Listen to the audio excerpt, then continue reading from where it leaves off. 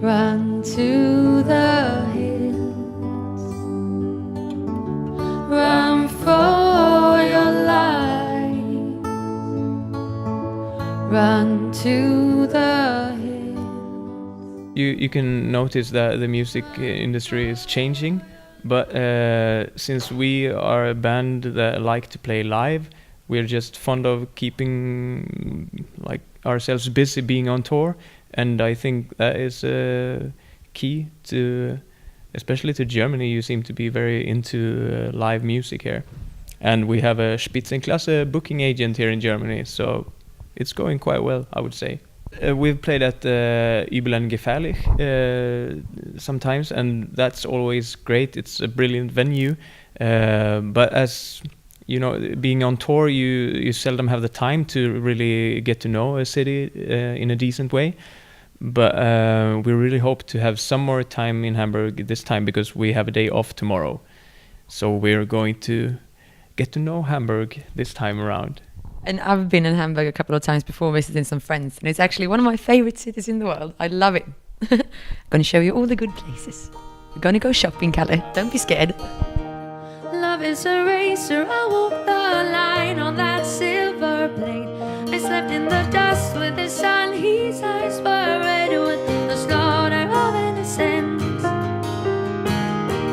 Living on a racer's edge, I'm balancing on ledge. I'm living on a racer's edge, and I will pray for him.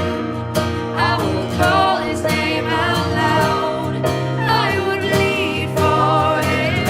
If only I could see him now. The evil that men do. I heard an astonishing version of Number of the Beast played by Swan, you know, Billy Corgan's former band. And actually, I don't think it was Billy singing, but it was the guitarist. And it felt like they had just made a huge bonfire in the studio and gathered around that with some guitars just strumming and making it very lo-fi and nice. And suddenly I realized how nice the lyrics were.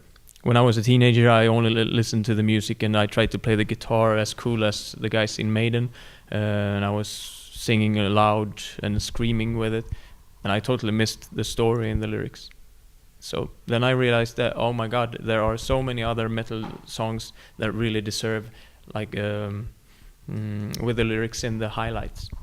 If we talk about Slayer, for instance, Tom Araya, I guess he has some really bizarre nightmares. He has these apocalyptic, morbid visions about the future world to come, and then he just wakes up and he writes it down, and he makes it really complicated to follow sometimes, but I like it anyway. I think he writes really good lyrics. We fought him hard and we fought him well. Out on the plains we gave him hell, but many came too much for cream.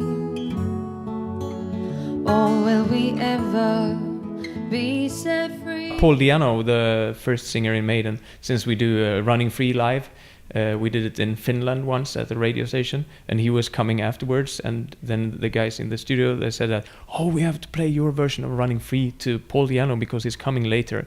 And he heard it, and he sort of said, oh, that's awesome, it sounds like Björk doing a metal cover. What about the metalheads themselves? Do you find those guys in the audience, and how do they react, and how do they show up?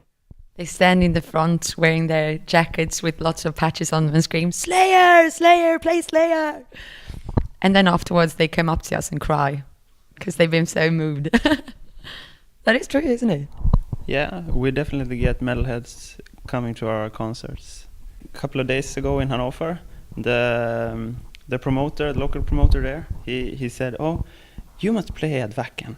I think you would fit very nicely there, because he said that there's like a humoristic touch to it, and not like a comedy, but it's like sort of a little bit alternative. And he thought that, yeah, maybe you would fit there, but yeah, I don't know. I thought that Mambo Kurt had occupied that seat that maybe would be ours.